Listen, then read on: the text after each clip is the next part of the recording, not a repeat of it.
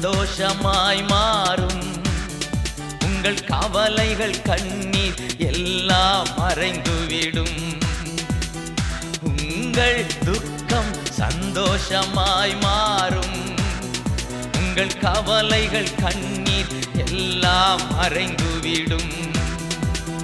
கலங்காதே மகனே, கலங்காதே மகளே, கலங்காதே மகனே, கலங்காதே மகளே.